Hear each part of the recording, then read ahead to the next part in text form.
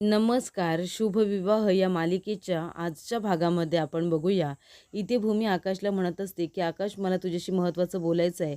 मी जे काही ऐकलंय ना, ते अर्धवट सत्य आहे.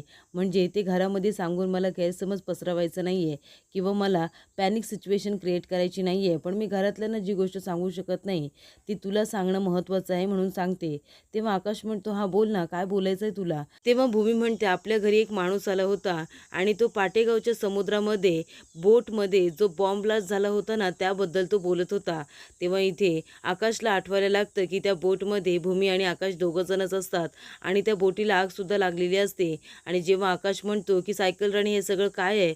कोण आपल्याला मारण्याचा प्रयत्न करतंय? कुणाला असं वाटतंय, की आपण दोघांनी मरायला हवे? सांग ना सायकल राणी, हे सगळं कुणी केलंय?" तेव्हा इथे भूमी आता रागिणीचं नाव सांगायला जातच असते आणि तेवढ्यातच त्या बोटीचा ब्लास्ट हा झालेला असतो. ते सगळं आता आकाशच्या नजरेसमोर उभं राहतं. तेव्हा भूमी म्हणते, "आकाश, तो माणूस आला होता ना, त्याला मी याआधी कधीच बघितलं नव्हतं." तेव्हा इथे आता रागिनी अभिला पैसे देते आणि म्हणते, "आताच्या आता त्या माणसाला हे पैसे दे." तेव्हा तिथे भूमी, आजी आणि आकाश तिघंजण येतात. आकाश म्हणतो, की "आत्या, एवढे पैसे कोणाला देतेस तू?" तेव्हा रागिनी म्हणत असते, "अरे काही नाही रे, ते पैसे तिने तांडेलला देण्यासाठी काढलेले असतात." पण ते आकाशला खोटं सांगते. "ते आपले केनी नाही आहेत का? ते आपल्याला रॉ मटेरियल सप्लाय करतात. त्यांना कॅशमध्ये पेमेंट हवा होता. ते म्हणाले, की मला चेक नको, कॅश हवे, म्हणून त्यांना हे मी पैसे देत होते." तेव्हा आकाश म्हणतो, "ठीक आहे आत्या, मला तुझ्याशी महत्त्वाचं बोलायचं आहे." तेव्हा रागिनी म्हणते, "काय बोलायचं आहे तुला?" तेव्हा इथे आकाश म्हणत असतो, की भूमीने एका माणसाला बोलताना ऐकले. तो त्या बॉम्ब ब्लास्टबद्दल बोलत होता. पाटेगावच्या समुद्रामध्ये जी बोट ब्लास्ट झाली होती ना, त्याबद्दल तो बोलत होता आणि हे सगळं भूमीने ऐकलेलं आहे. तो माणूस कुणाला भेटायला आला असेल? म्हणजे आपल्याच घरातील कोणी व्यक्ती त्याच्यामध्ये इन्व्हॉल्व्ड आहे का? तेव्हा इथे रागिनी म्हणत असते, "त्या व्यक्तीला बघितलंय का भूमीने? म्हणजे तो कुणाला भेटायला आला होता ते?" तेव्हा इथे अभि म्हणत असतो, "म्हणजे तुला काय बोलायचं आहे आकाश? त्या बॉम्ब ब्लास्टमध्ये आपल्याच घरातली कुणीतरी व्यक्ती इन्व्हॉल्व्ड आहे का? असं म्हणायचं आहे का तुला?" तेव्हा इथे भूमी म्हणते, "त्या माणसाला मी स्वतःच्या डोळ्याने बघितलंय. तो आला होता. त्याला याआधी मी कधीच बघितलं नाही आणि तो आपल्या घराच्या मागच्या बाजूला गेला होता." तेव्हा रागिनी म्हणत असते, "तुझा काहीतरी गैरसमज झाला असेल." तेव्हा भूमी म्हणते, "नाही, माझा गैरसमज झालेला नाही आहे. मी माझ्या डोळ्याने बघितले त्याला." तेव्हा रागिनी म्हणते, "कधी बघितलं होतंस तू त्या माणसाला?" तेव्हा भूमी म्हणते, "मी त्याला दुपारी बघितलं होतं. जेव्हा मी घुडीला नैवेद्य दाखवायला आले होते ना, तेव्हा तो आपल्या बंगल्याच्या मागच्या बाजूला गेला." तेव्हा रागिनी म्हणत असते, "अगं, पण आपल्याच घरातली कशी काही कुणी व्यक्ती असेल ना? मला असं नाही वाटत. तुझा काहीतरी गैरसमज झाला असेल." तेव्हा अभि म्हणत असतो, "आणि आकाश, तसंही आपल्या घरामध्ये कोण राहतं? मी, अथर्व, आई आणि तसंही मानसी आणि पौर्णिमा तर आता आलेले आहेत. मग तुला कोण वाटतं या घरामध्ये इन्व्हॉल्व्ड असेल?" तेव्हा आकाश म्हणतो, "हे बघ, मला तसं काही म्हणायचं नाही आहे.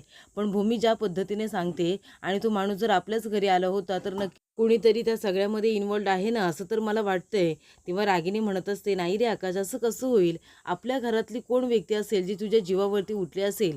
मला तरी असं नाही वाटत." तेव्हा रागिनी म्हणत असते, "आणि तो माणूस आला तेव्हा अजून त्याला कोणी बघितलं का? आई, तू बघितलंस का? आकाश, तू बघितलंस का?" तेव्हा इथे आजी म्हणते, "नाही बाबा, मी तर नाही बघितलं त्या माणसाला. पण भूमी खोटं तर बोलणार नाही आहे ना?" तेव्हा रागिनी म्हणते, "आई, मला माहिती आहे भूमी कधीच खोटं बोलणार नाही आहे. मग आपल्या नोकरांपैकी तर कुणी नसेल ना? आणि असं कोण व्यक्ती असेल ज्याने हा बॉम्ब ब्लास्ट घडवून आणला असेल?" तेव्हा भूमी म्हणत असते, "तो माणूस जेव्हा बोलायला सुरुवात केली ना, तेव्हा काही शब्द माझ्या कानावरती पडले. त्याच्यामध्ये मी कोणाला काही सांगणार नाही आणि पाटेगावच्या समुद्रामध्ये जो बोटीमध्ये ब्लास्ट झाला त्याबद्दल तो बोलत होता. हे सगळं मी ऐकलं. त्या माणसाला मी बघितलं. त्याने लाल रंगाची टोपी घातली होती. म्हणजे तो माणूस कोळी समाजाचा असावा असं मला वाटतंय." तेव्हा इथे आता भूमीने जे काही बघितलेलं असतं ते सगळं खरं असतं. तेव्हा रागिनी म्हणते, "थांबा, तरीसुद्धा मी आपल्या घरातल्या नोकरांना बोलवते." तेव्हा ती आता दोघांनाही घरामध्ये बोलवते आणि म्हणत असते, की "आपल्या घरामध्ये 12:30च्या दरम्यान एक माणूस आला होता. तुम्ही त्याला बघितलंत का? तुला भेटायला आला होता का तो?" तेव्हा इथे काम करणारी माणसं म्हणत असतात, "नाही, नाही, आम्हाला तरी कोणीच भेटायला आलेलं नाही आहे. आम्ही नाही बघितलं." तेव्हा इथे आता आकाशला टेन्शन येतं. भूमीला सगळेजण खोट्यात पाडतायत की काय, असं त्याला वाटत असतं. तेव्हा रागिनी म्हणते आपल्या मनामध्ये, "मला माहिती आहे ना, 12:30पर्यंत या दोघांनी आपापली कामं केली होती आणि हे दोघंजणं घरामध्ये होते. यांनी कधी बघितलं असेल त्या तांडेलला?" तेव्हा इकडे रागिनी म्हणत असते, "सांगितलं होतं ना मी तुला भूमी, अगं तू आहे ना जास्त कुठल्याही गोष्टीचा विचार करू नकोस. आकाश सॉरी, आणि भूमी प्लीज तू गैरसमज करून घेऊ नकोस. पण कसं आहे ना, तू आत्ताच कुठेतरी आजारातून बरी झालीस गं. तू जर एवढा ताण घेतलास ना, तर तुझ्या डोक्यामध्ये नको नको ते विचार येतील. आणि प्लीज तू जरा कितीही काम केलंस ना, तरी दुपारी थोडंसं आराम करत जा." तेव्हा इथे भूमी म्हणत असते, पण मी खोटं बोलत नाही आहे, मी खरोखर त्या माणसाला बघितलं होतं. तो आपल्या घरी आला होता. मी त्याला ओळखत नसले तरीसुद्धा मी त्याला बघितलं आहे. तेव्हा इथे आकाश म्हणत असतो, की आत्या भूमी खोटं नाही बोलणार, तुलासुद्धा माहिती आहे. तेव्हा इथे भूमी म्हणत असते, की आत्या मी खोटं का बोलू? हवं तर आपण एक काम करूया का? आपण जाऊन बाहेर वॉचमनला विचारूया का? वॉचमनने बघितलं असेल त्या माणसाला. तेव्हा इकडे रागिणीला आता टेन्शन येतं. तेव्हा भूमी म्हणत असते, की आपल्या इथे एंट्रीज वगैरे होतात ना, जर आपण वॉचमनला विचारले तर ते काहीतरी नक्कीच सांगतील, तो माणूस आला होता की नव्हता. मी खोटं कशाला बोलू ना, कारण का खोटं बोलून मला काय मिळणार आहे? मी बोलेन ते सगळं खरंच असेल. तेव्हा इथे रागिणी म्हणत असते, की भूमी तू खूपच जास्त साधी आहेस गं, आणि मला नाही वाटत या सगळ्या केसमध्ये आहे ना आपले घरातले कोणी इन्व्हॉल्ड असतील, कारण आकाशवरती तर सगळ्यांचंच प्रेम आहे. तेव्हा इथे भूमी म्हणत असते, पण आत्या मी खोटं बोलत नाही आहे. मी त्या माणसाला खरंच बघितलं होतं आणि तो बॉम्ब ब्लास्टबद्दलच बोलत होता आणि पैशांचा विषयसुद्धा त्याने काढला होता.